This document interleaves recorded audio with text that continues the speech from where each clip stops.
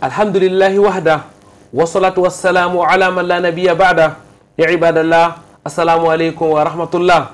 Et parlant de lui-même, Allah exalté soit-il du haut de son trône, affirme dans son glorieux Coran, et il a fait descendre du ciel de l'eau, et de celle-ci, il a fait surgir des variétés de fruits pour votre nourriture.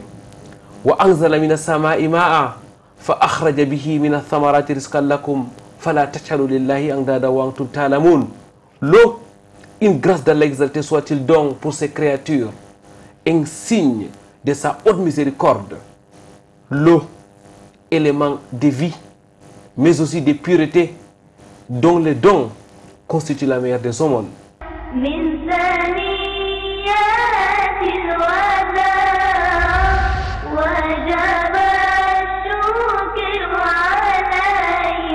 Très chers téléspectateurs, mesdames, mademoiselles, messieurs, bienvenue sur ce plateau de votre émission Vitrine de l'Islam, où il sera question de l'eau comme la meilleure des aumônes. Ça sera bien sûr dans le cadre de l'entretien de cet autre rendez-vous islamique sur Canal D International. Au-delà de l'entretien, c'est aussi au cœur de la société et la salmodie du noble Coran. Quoi de meilleur don que de commencer en méditant sur la parole d'Allah, exalté soit-il. Écoutons et méditons le Coran al-Karim.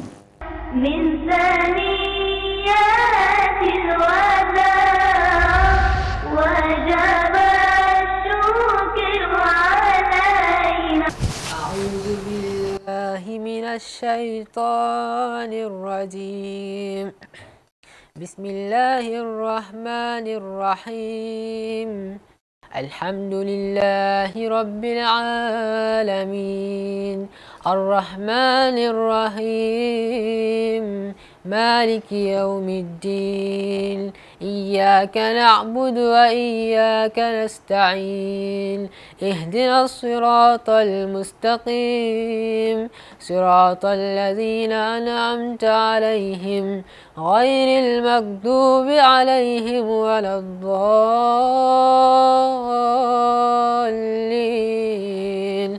آمين. من ثنيات الوداع وجب الشكر علينا. رب اشرح لي صدري ويسر لي امري واحلل عقدة من لساني يفقهوا قولي. اللهم لا علم لنا الا ما علمتنا انك انت العليم الحكيم. ربي زدني علما. Mesdames, Mademoiselles, Messieurs, votre fidélité nous honore et nous honore encore sur le Canal D International. Aujourd'hui, dans le cadre de cette émission, nous allons particulièrement nous arrêter sur la meilleure des aumônes. La meilleure des aumônes qui n'est autre que de donner de l'eau à boire, comme l'a affirmé le prophète Muhammad sallallahu alayhi wa sallam. Et pour aborder cette question ô combien importante pour la vie sur la terre, nous sommes en compagnie de notre frère Abdurrahman Boubakari. Assalamu alaikum wa rahmatullahi wa barakatuh. Wa alaikum assalam wa rahmatullahi wa barakatuh. Abdurrahman Boubakari, frère sœur dans la foi, bien connu sur ce plateau de votre émission Vitrine de l'Islam, cadre dans une grande entreprise de la place, mais aussi membre de la LICAM, la Ligue des cadres musulmans du Cameroun. C'est un observateur averti de la société qui est là avec nous aujourd'hui pour parler de l'eau. De l'eau dans notre contexte, mais aussi de l'eau à la lumière des enseignements de l'islam. Nous allons entrer dans le Coran al-Karim, mais aussi dans les hadiths du prophète Muhammad sallallahu alayhi wa sallam. Frère Abdurrahman Boubakari, l'eau, c'est la vie, a-t-on coutume de dire. Est-ce que cette appellation a sa place en islam? Alhamdulillahi alladhi anzala minas sama'i ma'an biqadar wa salatu wa salamu ala sayyidil bashar wa ala alihi wa sahbihi ulit tuqa wa nazar. Après quoi, louange à Allah qui a fait descendre de l'eau du ciel avec mesure et précision. Prière et bénédiction d'Allah sur la meilleure de ses créatures, de Muhammad fils d'Abdullah, sur sa famille, ses valeureux compagnons et sur tous ceux qui le suivent jusqu'au jour de la rétribution. Et effectivement, Amir, d'entrée de jeu, j'aimerais quand même dire quelques mots sur la définition même de l'eau, bien que l'eau soit une évidence, mais nous avons l'habitude de dire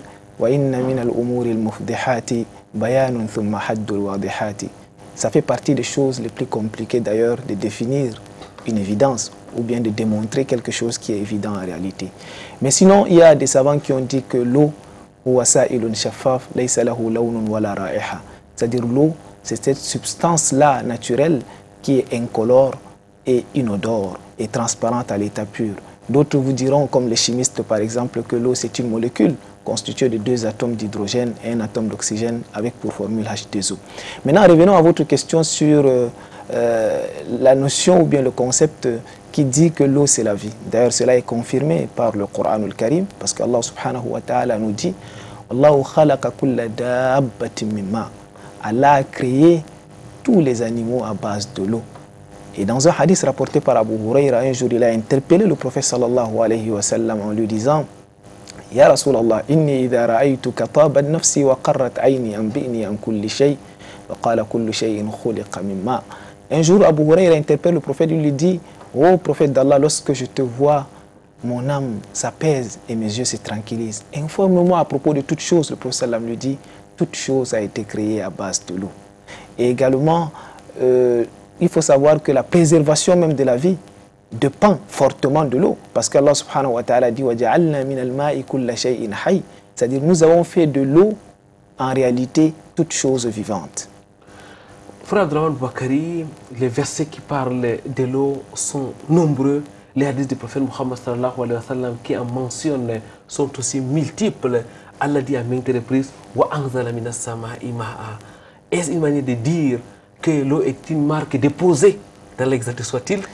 Effectivement, l'eau, c'est une marque déposée. Si vous observez, même l'homme a été créé à base d'une substance qui est surnommée l'eau, parce qu'elle est constituée en majorité d'eau. Allah subhanahu wa ta'ala dit que l'être humain, que l'homme observe bien à base de quoi il a été créé. Il a été créé à base de l'eau qui sort sous forme de jet de ses côtes. Donc c'est dire que l'eau occupe une place de choix dans notre religion. Et également, si vous remarquez, les savants qui font les décomptes disent que l'eau a été citée plus de 61 fois, d'autres disent même 63 fois exactement, ce qui coïncide miraculeusement avec l'âge du prophète qui lui-même est venu nous apporter la vie spirituelle et l'eau constitue donc la vie physique. Et également, comme valeur de l'eau évoquée par le Coran et la Sunna, il faut savoir que l'eau constitue d'ailleurs une source de subsistance parce que Allah subhanahu wa ta'ala dit « فَلْيَنْظُرِ الْإِنسَانُ إِلَى طَعَامِ إِنْ سَبَبْنَا الْمَاءَ صَبًّا ثُمَّ شَقَقْنَا الْأَرْضَ شَقًّا فَأَنْبَتْنَا » Allah dit donc que l'homme observe véritablement sa nourriture.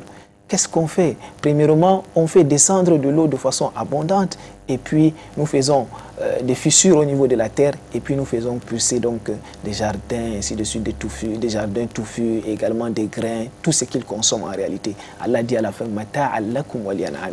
c'est donc une jouissance, un plaisir, une nourriture pour vous et vos animaux. Frère Abdrahman Boubacarry, tout amène à dire que la valeur de l'eau est inestimable pour les êtres humains en général ou même les êtres vivants tout court. Tout à fait. La valeur de l'eau est inestimable. On ne peut même pas. D'ailleurs, dernièrement, il y avait un rapport qui a été émis par les Nations Unies où ils parlaient de valoriser l'eau. En réalité, eux-mêmes, ils sont arrivés à la conclusion que la valeur de l'eau est justement inestimable. Le coût qu'on donne, justement, c'est juste un coût d'usage. C'est-à-dire pour acheter l'eau qu'on achète, là, en réalité, c'est juste un coût pour récupérer les investissements qui ont été faits. C'est pas pour, en fait, sinon la valeur de l'eau n'est pas à démontrer. D'ailleurs, on surnomme l'eau comme l'or bleu. Donc c'est tellement très important. Et également, il faut savoir que l'eau, en réalité, fait partie de la description même du paradis. Il y a des délices du paradis. Parmi les délices du paradis, Allah subhanahu wa ta'ala nous dit Mathalul jannati allati u'ida al-muttaqun fiha anharun min ma'in ghayri asin. Allah dit il y a des ruisseaux dans le paradis d'une eau jamais malodorante. C'est-à-dire il y a une très belle eau dans le paradis. Et également parmi donc les valeurs de l'eau, il faut savoir que ça fait partie même des premières créatures d'Allah subhanahu wa ta'ala selon certains savants. Il y a certains avis qui disent sûrement que c'est la plume. Et il y a d'autres qui disent que c'est le trône. Et il y a un autre avis qui est soutenu par Hafid al-Aini qui dit que l'eau est à la base de toute création et ça fait partie même des premières créations d'Allah. En vertu du hadith du prophète sallam où il dit Kana Allahu wa lam yakun shay'un qablahu wa kana arshuhu ala al-ma. C'est-à-dire Allah existait, il n'y avait rien avec lui et son trône était sur l'eau. Donc l'eau existait. Et d'ailleurs dans un hadith rapporté par Abu Razin al-Uqayli, il dit Inna al-ma'a khuliqa qabla al-arsh. C'est-à-dire l'eau a été créée même avant le trône. C'est dire donc que ça fait partie des avis des savants, même comme il y a d'autres qui soutiennent comme Ibn al-Qayyim que c'est le trône. Wal-haqqu anna al-arsha qablu li annahu 'inda al-kitabati kana dha arkani, comme il disait dans son Nuniyya. Frère Abdrahman Boubacarry, l'eau c'était un élément de vie et nous l'avons compris à travers vos multiples déclarations, c'est aussi sans doute un élément d'adoration. Tout à fait. L'eau est un élément fondamental dans l'adoration, notamment la purification. Nous savons que la purification ne saurait être faite sans l'eau. D'ailleurs, il y a tout un chapitre que les savants évoquent sur l'eau à chaque fois qu'ils parlent de la jurisprudence. C'est-à-dire c'est un chapitre qui parle donc de l'eau à son état pur qu'on utilise pour les ablutions. Et nous savons que la purification occupe une place de choix dans notre religion, à telle enseigne que le prophète sallam dit « At-tuhuru shatrul iman ». Et Allah subhanahu wa ta'ala même, parlant de l'eau, dit « Wa anzalna minas sama'i ma'an tahura ». Nous avons fait descendre pour vous de l'eau du ciel, une eau purificatrice, une eau non seulement pure mais purificatrice, c'est-à-dire qui peut vous purifier. Et Allah subhanahu wa ta'ala dit wa yunazzilu alaykum minas sama'i ma'an liyutahhirakum bi wa yudhhiba ankum rijza ash-shaytan. Lors de la bataille de Badr, Allah a fait descendre de l'eau parce que les compagnons étaient déboussolés, il n'y avait pas d'eau pour se purifier, encore moins pour faire leurs autres besoins. Allah a fait descendre donc du ciel de l'eau pour les purifier. Et ça, c'est véritablement un bienfait d'Allah subhanahu wa ta'ala. Et rappelons-nous, même dans le jeûne, il est recommandé, si on ne trouve pas de date, de rompre le jeûne avec hasawati mimma. Le prophète sallam, lorsqu'il ne trouvait pas de date sèche et fraîche, il rompait son jeûne avec de l'eau. Et également, l'eau est une source même de guérison. Le prophète sallam nous disait dans un hadith, Al-humma min fayhi jahannam fa abriduha bilma. La fièvre que vous voyez là, ça émane, c'est une émanation de la Jahannam. Alors, refroidissez-la avec de l'eau. Et nous savons que l'eau de Zamzam a également ses vertus médicinales parce que le prophète sallam dit khayru ma'in ala wajhi al-ardi ma'u Zamzam fihi ta'amu tu'min wa shifa'u suqmin. La meilleure eau sur cette terre, c'est l'eau de Zamzam. Non seulement elle permet de rassasier, mais elle permet également de guérir des maladies. Et c'est dans ce sens que le prophète sallam disait dans un autre hadith ma'u Zamzam lima shuribala. C'est-à-dire l'eau de Zamzam que vous voyez là, toute chose que vous voulez, buvez seulement l'eau de Zamzam et demandez à Allah subhanahu wa ta'ala. Allah va exaucer, que ce soit un bien ici-bas ou dans l'au-delà. C'est pour cela qu'Ibn Taymiyyah disait, il est recommandé, après avoir bu l'eau de Zamzam, de faire la dua pour demander à Allah subhanahu wa ta'ala, pour lui présenter toutes nos doléances. C'est un élément de pureté, de purification, incontournablement, frère Abdurrahman Bouakari, Allah exalté soit-il, l'a rappelé à maintes reprises dans son glorieux Coran, une eau purificatrice, une eau bénie, une eau qui vient du ciel, une eau pour nous purifier des péchés, une eau utilisée dans le cadre de nos adorations, mais une eau qui purifie même notre corps intérieurement, frère Abdurrahman Bouakari. Lorsqu'on regarde les déclarations ou les fruits des recherches de plusieurs savants, frère Abdurrahman Bouakari, en un mot, il y a matière à méditation. C'est cette créature spéciale d'Allah exalté soit-il. Tout à fait. Vous faites bien de le dire. D'ailleurs que c'est une eau bénie. Allah subhanahu wa ta'ala dit nous avons fait descendre du ciel une eau qui est bénie. Et c'est également une source de miséricorde. C'est pour cela qu'Allah subhanahu wa ta'ala dit c'est-à-dire c'est lui qui envoie donc les vents comme signe d'annonciation de sa miséricorde qui vient juste derrière. Et ce qui est l'eau, méditez sur les traces de la miséricorde d'Allah. C'est toujours l'eau qu'Allah fait descendre du ciel. Et c'est pour cela que lorsque l'eau descendait du ciel, le prophète sallallahu alayhi wa sallam, un jour, il est sorti avec ses compagnons. Un compagnon a observé le sallam, lorsque la pluie tombait, le prophète sallam a enlevé un tout petit peu ses habits pour que l'eau touche son corps, parce qu'il a dit, on a demandé au prophète sallam, pourquoi est-ce que vous le faites? Parce qu'elle vient d'être créée par son Seigneur. Et en commentaire de ce hadith, Imam al-Nawawi dit, cela prouve que al-mataru rahma, c'est-à-dire la pluie, l'eau, c'est une miséricorde d'Allah subhanahu wa ta'ala. Et que serons-nous sans eau, frère Abdurrahman Bouakari? L'eau, sans eau, il n'y aura pas de sens à cette vie sur terre. C'est cela que nous avons évoqué tout à l'heure, le verset où Allah subhanahu wa ta'ala dit c'est-à-dire nous avons fait de l'eau toute chose vivante. Donc la survie, la vie sur terre dépend fortement de l'eau. Sans eau, en réalité, il n'y aurait pas de vie sur cette terre. Et cela nous pousse, frère Abdurrahman Bouakari, à nous intéresser sur l'accessibilité de l'eau. Aujourd'hui, frère Abdurrahman Bouakari, lorsqu'on regarde, n'est-ce pas, dans nos quartiers, dans nos pays, lorsqu'on regarde sur notre continent et un peu partout dans le monde, lorsqu'on regarde la souffrance des uns et des autres, que ce soit dans les campagnes et même dans les villes, quelle est la situation que vous, en tant qu'observateur, vous faites de l'accessibilité de l'eau par les êtres vivants aujourd'hui sur la terre. Peut-être aussi dire que l'eau, c'est une grâce d'Allah subhanahu wa ta'ala. Avant d'attaquer bien sûr la situation de l'eau dans notre contexte actuel, c'est véritablement un bienfait d'Allah subhanahu wa ta'ala. Et d'ailleurs, ça fait partie des premiers bienfaits sur lesquels on sera interrogé le jour de la résurrection. Dans un hadith authentique, le prophète sallam dit « Awwalu ma yus'alu anhu abdul yawm al-qiyamati min al-na'imi fa yuqalu lahu alam nusihha laka jismaka wa nurwika min ma'in barid » Le premier bienfait sur lequel l'être vivant sera interrogé le jour de la résurrection, je parle bien sûr des bienfaits, pas des actes d'adoration, car pour les actes d'adoration, c'est la prière. Et d'ailleurs, même au niveau de l'atome, ça sera le tawhid, puisqu'on va nous demander qui est Allah, qui est son prophète et quelle est notre religion. Mais maintenant, s'agissant des bienfaits le jour de la résurrection, ça sera sur la santé et l'eau. Allah va nous demander, est-ce que nous ne t'avons pas accordé un corps sain, c'est-à-dire un corps en bonne santé? Est-ce que nous ne t'avons pas abreuvé d'une eau fraîche? Ça, c'est les bienfaits sur lesquels Allah subhanahu wa ta'ala va nous interroger le jour de la résurrection. Inna minan na'imi ma'an barida fala takunanna kafuran marida. Donc, l'eau fraîche en réalité fait partie des bienfaits d'Allah subhanahu wa ta'ala. Maintenant, si on pose le regard dans notre contexte actuel sur la situation de l'eau... Et peut-être, pour s'arrêter sur les bienfaits, il faut mentionner que c'est des bienfaits pratiquement gratuits. Frère Abdurrahman Bouakari, c'est quand même un don d'Allah, exalté soit-il, Allah qui mentionne à maintes reprises au Anzalamina Sama'i Ma'a. Imaginons un seul instant que si cette eau a été la propriété privée d'une seule personne ou d'une seule créature. Ah oui, tout à fait. Allah subhanahu wa ta'ala disait justement Afara'aytumul ma'a alladhi tashrabun antum anzaltumuhu min al-muzni am nahnu al-munzilun. C'est-à-dire, regardez, observez bien l'eau que vous buvez là. Est-ce que c'est vous qui avez fait descendre ça du ciel ou bien c'est nous qui faisons descendre cette eau? En réalité, c'est nous. Si nous avons voulu, nous aurons rendu cette eau-là salée, hein? C'est-à-dire impropre à la consommation. C'est pour cela qu'Allah dit, pourquoi est-ce que donc vous ne serez pas reconnaissant? Donc c'est un véritable bienfait qui mérite qu'on soit reconnaissant envers Allah subhanahu wa ta'ala, qu'il nous a d'ailleurs offert gratuitement, comme vous faites bien de le souligner. Et maintenant, revenons sur la situation de l'eau. Allons-y. Voilà. Donc, parlant de la situation de l'eau, nous allons observer même dans les zones urbaines, il y a quand même une difficulté d'accès à l'eau, avec justement le quotidien rythmé par des ruptures intempestives de services d'eau. Vous voyez des quartiers dans des grandes villes comme Douala, Yaoundé, n'en parlons même pas, des zones reculées, où on peut passer des semaines, voire des mois, sans avoir accès à l'eau, c'est-à-dire où il y a coupure d'eau. Et là, on nous parle même en 2018, par exemple, les statistiques officielles nous disaient qu'on a un taux d'accès de 77% au Cameroun dans les zones urbaines. Mais avec tout cela, on observe quand même qu'il y a toujours des choses à refaire. Maintenant, quand on part dans les zones reculées, c'est-à-dire dans les zones rurales, on nous parle de 45% à peu près de taux d'accès. Là-bas encore, c'est grave.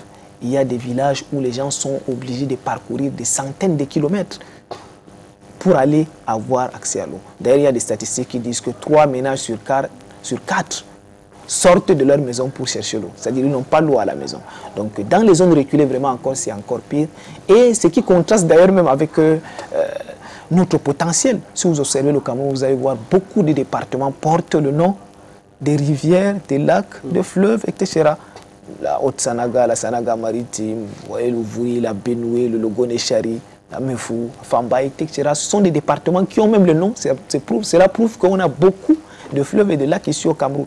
Mais on n'exploite que 10% à peine. C'est-à-dire qu'il y a un problème d'investissement qu'on verra tout à l'heure quand on va aborder la question des pénuries d'eau. Il y a un problème criard d'accessibilité d'eau dans notre pays, mesdames, mademoiselles, messieurs, et même dans le monde en général. Tout à fait. À l'échelle internationale, même quand on revient, il y a plus de 2,2 milliards. On nous parle de 2,2 milliards de personnes qui n'ont pas accès à l'eau. Et on nous dit même qu'il y a 3,6 milliards de personnes qui passent au moins un mois sans avoir accès à l'eau. C'est-à-dire si on cumule le nombre de jours auxquels ils n'ont pas accès à l'eau. Donc ils sont pratiquement dans le stress hydrique ou bien dans la pénurie d'eau. Vous voyez, et on nous dit que si on ne fait rien, d'ici 2050, ça sera même 5 milliards de personnes qui n'auront pas accès à l'eau. Donc même à l'échelle internationale, le problème reste entier. Pourtant, il y a l'eau sur la terre. Allah dit il y a des océans, il y a des rivières, il y a des fleuves. Tout à fait. Le contraste, justement, c'est ça. On nous parle même de la planète bleue, tellement que la Terre est constituée à 70% d'eau. Mais sauf que dans les 70%, il manque 97% en fait, c'est de l'eau salée. Donc ça nécessite beaucoup d'investissements pour désaliniser cette eau-là, c'est-à-dire pour pouvoir l'exploiter. Il n'y a qu'à peine 2,5% qui est de l'eau douce. Maintenant, dans l'eau douce, là, même 2 tiers de cette eau-là est stockée sous forme de glaciers. Donc ce qui fait qu'in fine, on n'a que 0,5% d'eau douce qu'on peut exploiter, qu'on peut se partager entre les humains. Donc, certes, ça paraît, il y a beaucoup d'eau, mais il y a beaucoup d'investissements à faire pour exploiter cette eau-là. Parce que vous allez voir, 97% c'est de l'eau salée en réalité. Jazakumullah khairan, frère Abdourahmane Bouakari. Mesdames, mademoiselles, messieurs, nous allons marquer une pause.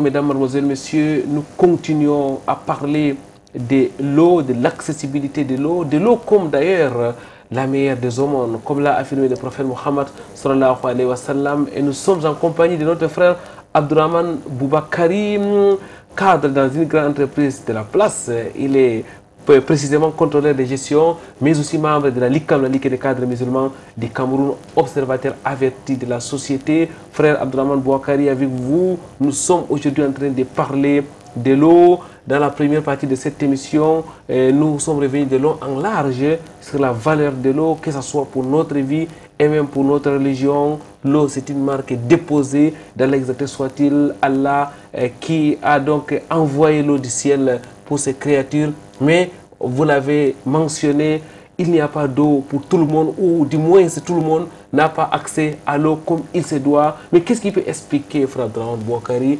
cette inaccessibilité de l'eau d'une grande partie des hommes?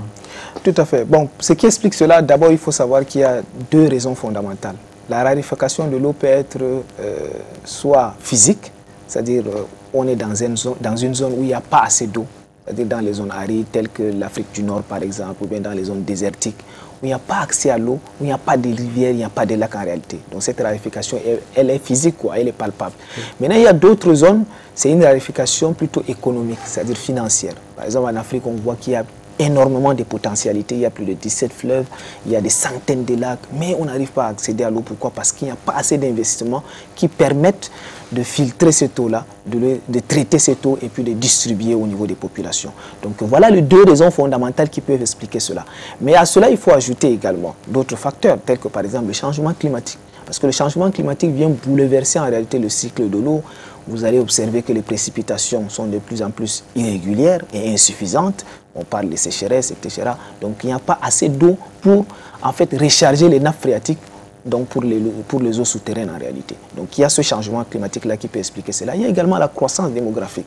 Parce que plus il y a de personnes et la quantité d'eau reste constante en réalité. Donc la quantité d'eau ne varie pas, mais les populations également augmentent. Donc lorsqu'il y a croissance économique, et si on ne fait pas assez aussi d'investissements pour permettre de résorber avec nos infrastructures qui sont obsolètes, on ne pourra pas tenir avec cette croissance démographique-là. Là également, ça peut expliquer cette pénurie d'eau. Il y a également l'utilisation excessive même d'eau, parce qu'on utilise aujourd'hui de façon excessive. Il y a des statistiques qui disent qu'aujourd'hui, on consomme 6 voire 7 fois plus d'eau que nos ancêtres. C'est dire que vraiment on est en train de gaspiller l'eau. Je veux dire même qu'on est en train de gaspiller l'eau. Il y a beaucoup de gaspillage et une utilisation excessive qui peut expliquer également cette pénurie-là. Et enfin, je voulais aussi évoquer l'aspect inégalité, l'inégale répartition de l'eau. Donc, ce n'est pas dans toutes les zones où il y a plus de personnes, il y a plus d'eau en réalité. Par exemple, si vous prenez certaines statistiques qui disent qu'il y a seulement 6 pays africains qui sont les plus riches en eau, qui regorgent 54% de ressources en eau. Vous voyez, il y a 6, ça veut dire que si en termes de population, même c'est 6 pays seulement, mais qui ont 54% de ressources en eau. Vous voyez que la répartition n'est pas égale en réalité. C'est pour cela que vous verrez des pénuries dans certaines zones, alors que d'autres sont en excès. Donc, frère Abdourahmane Bouakari, à vous écouter, c'est comme si l'accessibilité à l'eau n'est pas une priorité pour la plupart de nos gouvernements. C'est comme si les pouvoirs publics ne font pas suffisamment pour abreuver leur population. Tout à fait. La responsabilité, certes, est partagée, mais l'État en premier, parce que c'est un domaine quand même, c'est un secteur qui est important, qui doit être prioritaire. Si vous observez même le budget de l'État, on n'atteint même pas 1% qui est alloué à l'eau sur le budget global. Donc les allocations doivent être vraiment revues à la hausse pour permettre de résorber ces déficits-là, cette pénurie d'eau. Donc si vous observez même le dernier budget qui a été voté, c'est qui est consacré uniquement à l'eau. Je ne parle pas de l'énergie parce que le ministère en réalité regorge deux départements, deux secteurs. Donc le secteur qui est alloué à l'eau, le montant qui est alloué à l'eau est vraiment marginal, c'est moins de 53 ou 54 milliards. Donc c'est dire qu'il faut encore davantage. Et on nous parle, si on veut atteindre l'objectif. Parce que l'ONU s'est fixé comme objectif accéder à l'eau, l'accès à l'eau pour tous d'ici 2030. Ils disent qu'il faut investir au moins 115 milliards de dollars par an pour atteindre cet objectif-là. C'est dire qu'il faut que l'État s'y investisse davantage. Bien sûr, la population aussi, on verra leurs responsabilités tout à l'heure. Ok, l'État n'est pas le seul responsable, la population est aussi en quoi? La population doit également faire quelque chose. C'est-à-dire si on peut construire des forages à notre niveau, on doit également essayer de le faire. Et également éviter le gaspillage. Parce que j'ai parlé tout à l'heure du gaspillage. Le professeur Salam, un jour, il est passé, il a observé Saad en train de faire les ablutions. Il lui dit, Mahad Saraf ya Saad.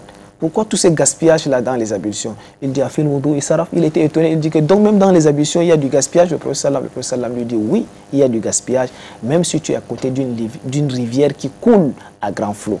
Donc, Afil Wudu et Saraf ya Jari, Na'am walaw anta bi nahri jari. Même si tu es à côté d'une rivière qui coule, tu dois quand même faire les ablutions avec modération. Tu ne dois pas exagérer dans le gaspillage d'eau. Donc chacun doit prendre ses responsabilités et aussi éviter de consommer des choses qui sont consommatrices d'eau. Par exemple, il y a une statistique que j'ai lisé récemment, une statistique qui dit, en réalité, il y a des statistiques qui prouvent que il faut 10 000 litres d'eau pour produire une paire de jeans, c'est-à-dire le pantalon jean que nous portons. Vous voyez que si vous renouvelez votre jean chaque fois, ça veut dire que c'est 10 000. Ça veut dire que sur tout le cursus, sur tout le processus pour produire ça à partir de la matière même jusqu'à l'usine, ainsi de suite, c'est 10 000 litres de consommation. Donc c'est la même chose avec le kilogramme de viande, c'est pratiquement 15 000 litres. Donc il y a également un kilogramme de chocolat, c'est 17 000 litres. Donc si vous voyez ces statistiques-là, ça effraie. Ça prouve qu'en réalité, nous devons revoir même la façon dont nous produisons. Parce qu'en réalité, 70% de l'eau que nous consommons, c'est pompé dans l'agriculture en réalité. 70%.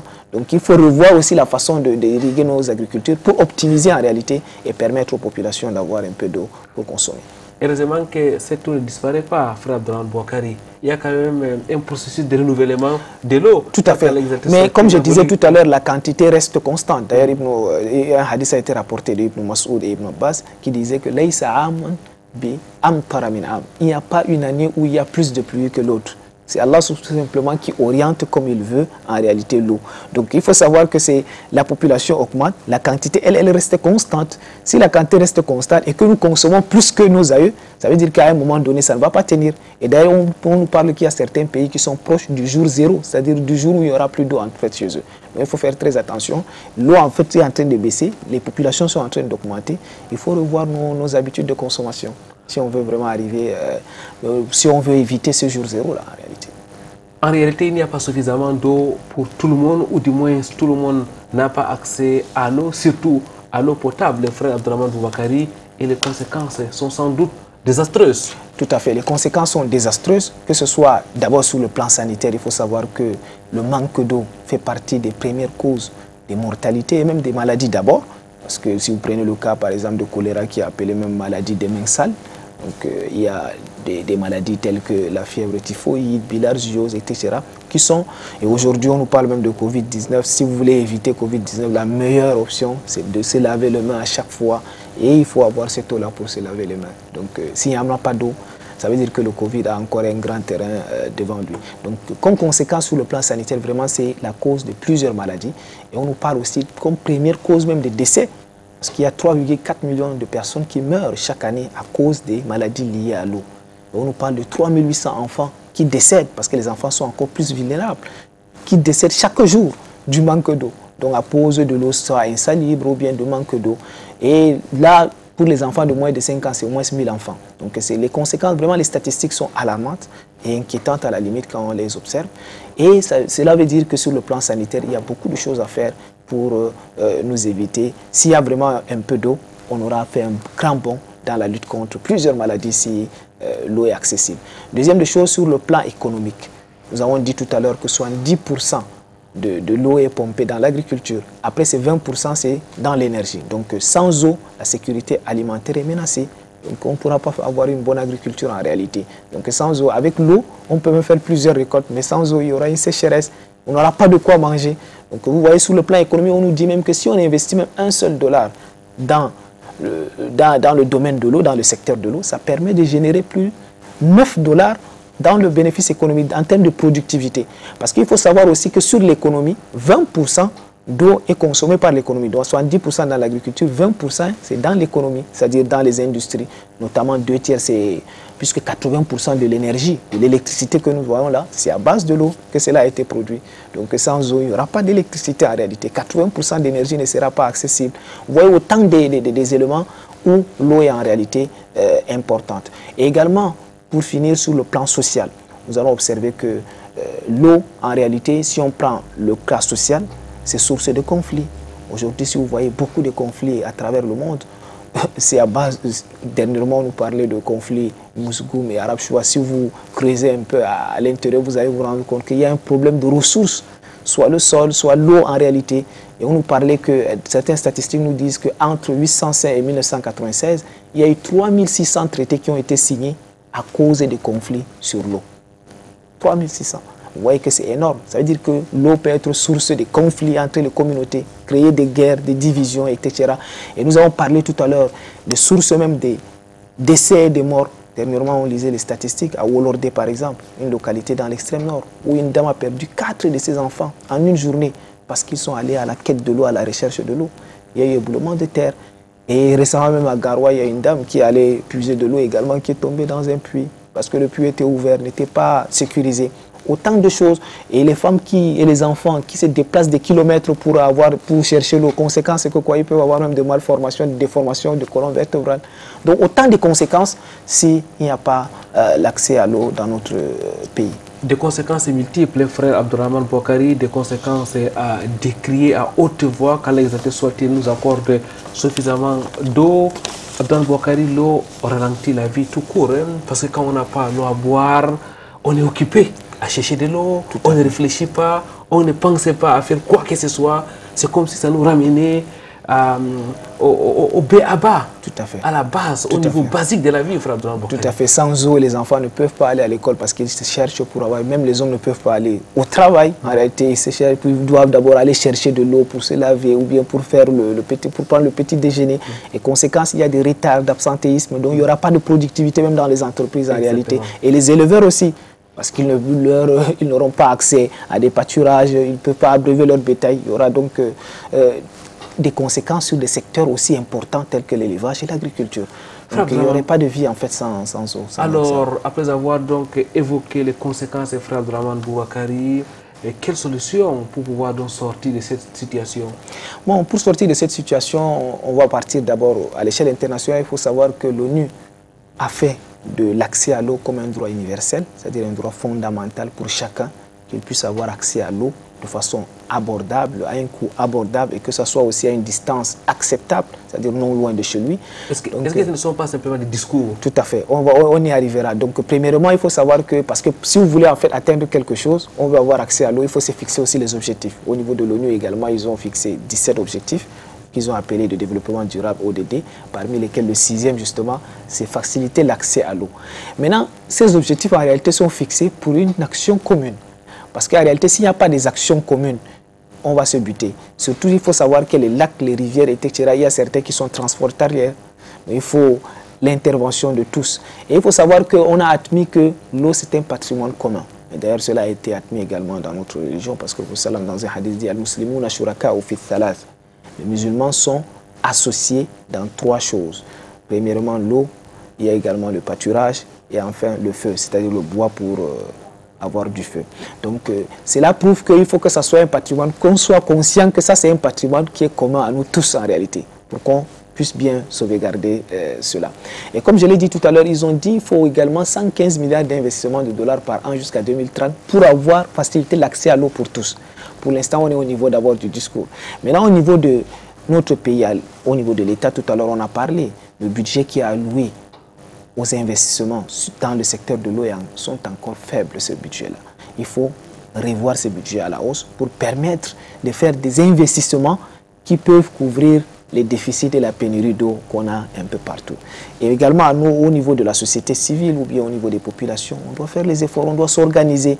Faire des forages, par exemple, il y a dans certaines villes, s'ils s'associent 2-3 personnes, ils peuvent déjà offrir des forages dans leur localité ou bien dans les zones reculées pour ceux qui n'en ont pas les moyens. Donc voilà les 10 mots de responsabilité. Il faut que chacun joue son rôle, que ce soit au niveau international, il faut une action commune, que ce soit au niveau des États, il faut que les gens puissent faire des efforts pour qu'on puisse arriver, pour qu'on puisse accéder à l'eau.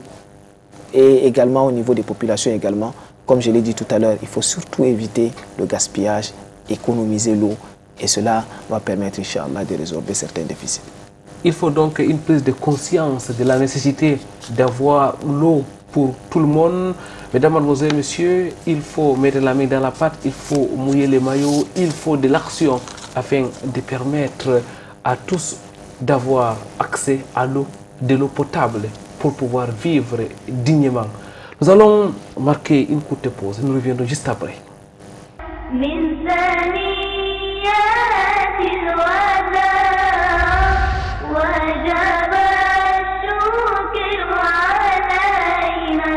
C'est la suite de votre émission Vitrine de l'Islam. Mesdames, mademoiselles, messieurs, nous sommes avec notre frère Abdourahmane Boubakari. Frère Abdourahmane Boubakari, est-ce que l'islam encourage à donner à boire?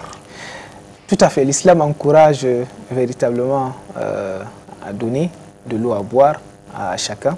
D'ailleurs, le prophète sallallahu alayhi wa sallam a dit dans un hadith Afdalus sadaqati saqyul ma.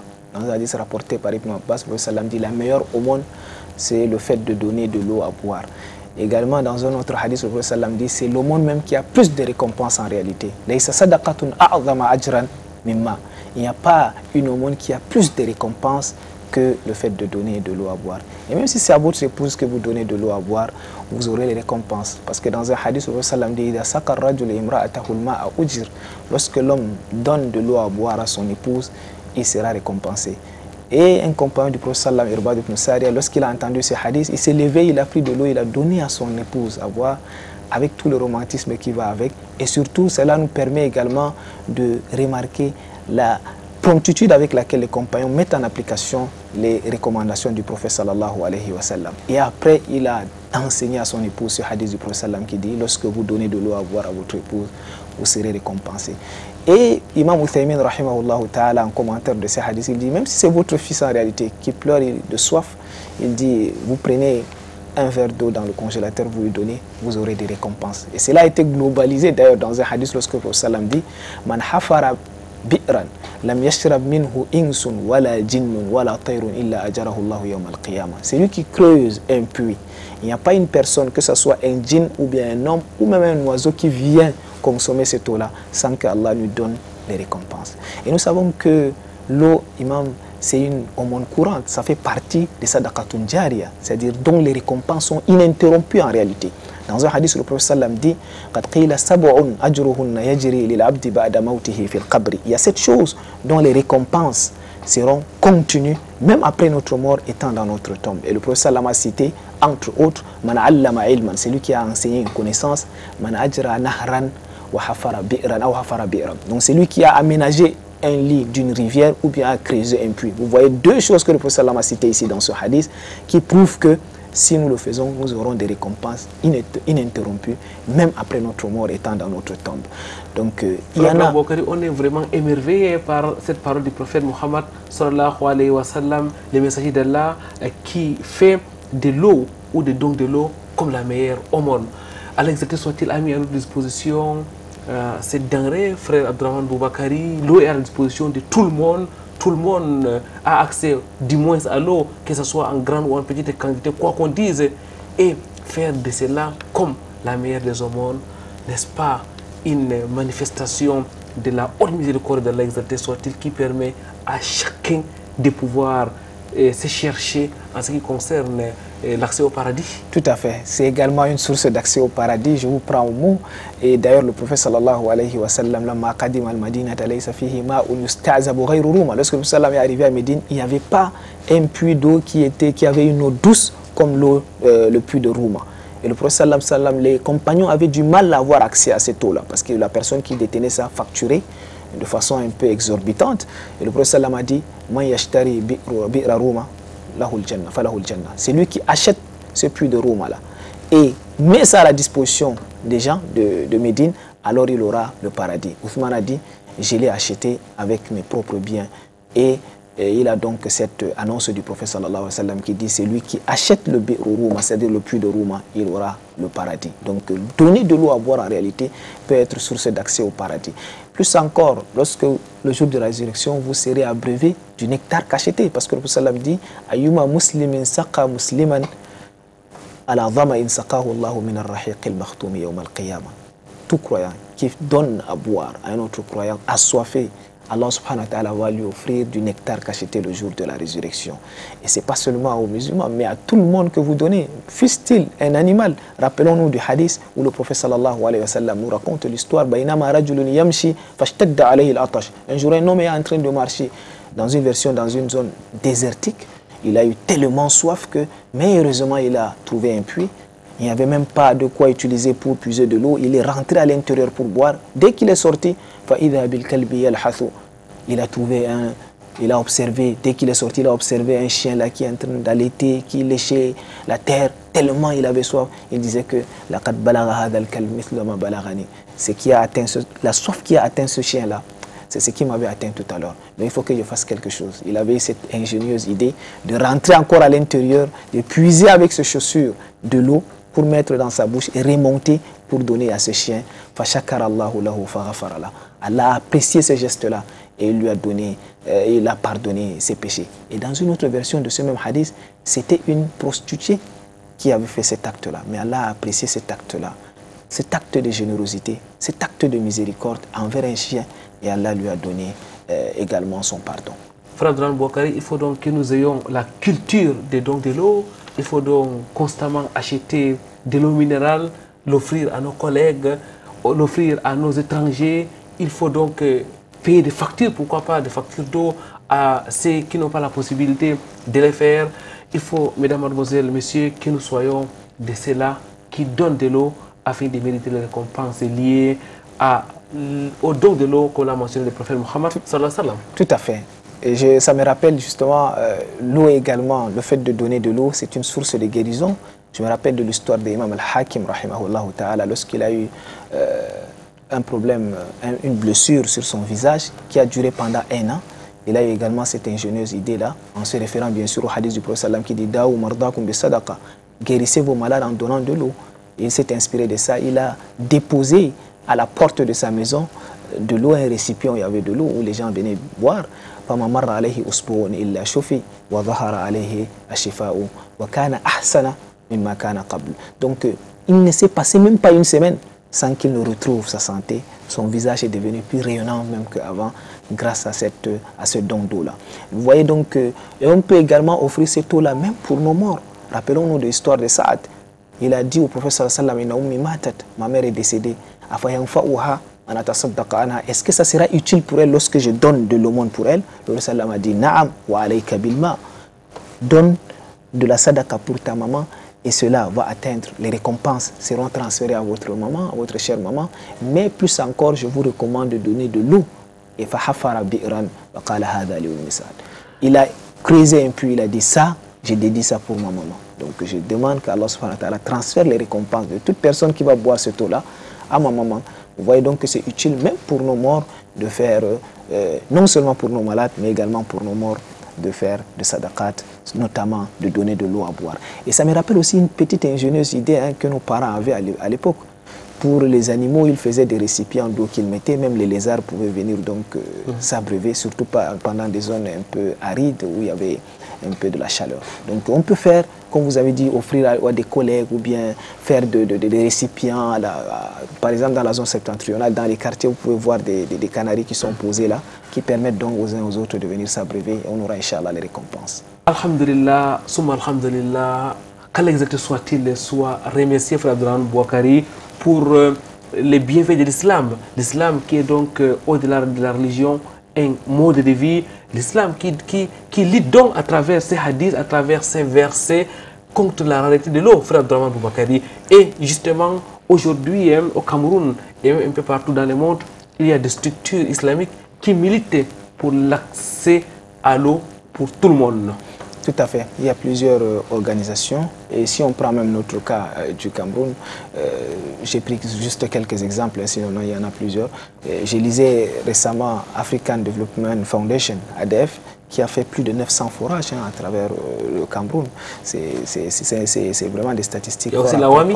Voilà, la WAMI. Et la WAMI, je voudrais justement évoquer la WAMI. Pourquoi? Parce que j'ai remarqué à chaque fois qu'il y a une mosquée qui est construite par la WAMI, il y a naturellement un puits qui est installé quelque part, un forage, qui permet non seulement de faire les ablutions, mais également aux populations de proximité de venir s'abreuver en eau. Voilà, tout à fait, sans distinction de religion ni d'ethnie, encore moins de sociologie ou quoi que ce soit. Donc, ce sont les deux structures en fait auxquelles je voudrais faire allusion, mais également j'ai remarqué parmi les associations, il y a la CEDEF, qui est l'association camerounaise pour l'éducation et le développement, d'un frère que je connais très bien, Moussa Kalimoula, qui m'a parlé de cette association-là, qui a été créée récemment, mais qui fait également des merveilles dans le monde de construction de forages.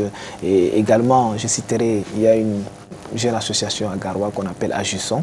Ce sont des jeunes unis et solidaires du Cameroun. Vous-même, vous faites partie d'une association qui milite pour l'accessibilité de l'eau à tout le monde. Tout à fait. Je finirai justement avec cette association-là qui est Eau pour tous Cameroun. Et la spécificité justement de cette association, c'est qu'elle a pris les autres associations, elles font dans d'autres activités islamiques et bien d'autres activités sociales. Mais pour Eau pour tous Cameroun, on se focalise uniquement sur le créneau eau, c'est-à-dire la construction des forages, l'aménagement des puits. Et également, nous avons également comme spécificité, on se déploie uniquement dans les zones reculées, c'est-à-dire dans les zones défavorisées où les gens n'ont même pas la possibilité d'avoir de l'argent pour faire un forage moderne. Donc, troisième de chose, on ne fait pas uniquement dans la construction de forages, on fait également dans l'entretien de ce forage-là. Parce que qu'est-ce qu'on a constaté? Dernièrement, j'ai lisé des statistiques qui disent un quart des forages qui sont construits sont pratiquement en panne. La moitié, c'est déjà totalement détruit. Ça, c'est les statistiques qu'on a récemment eues lors de à l'Assemblée générale, à l'Assemblée nationale du Cameroun, parce qu'il y avait eu débat sur l'eau. Donc, c'est vraiment inquiétant, c'est-à-dire les forages qui sont construits ne tiennent pas en fait. Un an après, vous voyez que soit c'est en panne, soit c'est totalement, ça ne fonctionne pas. Et les gens ont du mal à entretenir ces forages-là. Nous accompagnons les populations en réalité. Quand on construit un forage, on les accompagne en faisant d'abord une formation, en constituant un comité de gestion, en leur donnant du matériel de maintenance vraiment permanente qu'il faut renouveler à chaque fois. Et également, s'ils ont des problèmes plus sérieux, ils nous remontent l'information et on va également vers eux pour les aider. Donc on entend également fédérer toutes les associations. Nous, en fait, on ne fait pas, c'est pas la concurrence en réalité. Donc on fait dans la fédération les différentes organisations pour permettre de donner de l'eau dans nos populations, aux populations défavorisées à travers le Cameroun. Vous pouvez nous rappeler le nom de votre structure? Le nom de la structure, c'est Eau pour tous Cameroun. Eau pour tous Cameroun. Voilà, comme son nom l'indique. Eau pour tous Cameroun est ouvert à tout le monde? C'est ouvert à tout le monde. Tout le monde peut nous rejoindre. On a une page Facebook, une page Instagram. On a nos contacts qui sont également sur ces pages-là. On peut nous contacter, nous écrire par WhatsApp, ainsi de suite, pour entrer en contact. On a plusieurs types de donateurs qui participent à nos activités. Eau pour tous Cameroun, nous rappelons que nos téléspectateurs peuvent nous contacter à travers les numéros qui s'affichent sur leur petit écran. Viti de l'Islam peut tout simplement vous mettre en contact avec Eau pour tous Cameroun pour pouvoir, mesdames, mademoiselles, messieurs, contribuer à l'accessibilité de l'eau à nos populations. Rappelez-vous du hadith du prophète Mohammed sallallahu alayhi wa sallam qui dit la meilleure aumône est de donner de l'eau à boire. Et nous arrivons comme ça, frères et sœurs dans la foi, à la fin de cette émission. Mais avant, comme de tradition, nous allons écouter les derniers mots de notre invité. Voilà, comme dernier mot, je voudrais tout simplement dire qu'il faut beaucoup sensibiliser. Aujourd'hui, alhamdoulilah, beaucoup essayent quand même de comprendre la valeur du don de l'eau. Et beaucoup s'investissent dans ce domaine-là. Et je rappelle que c'est très important de sensibiliser et d'utiliser aussi la spiritualité. Parce que la spiritualité et l'éthique sont très importants si on veut influencer sur le comportement des gens.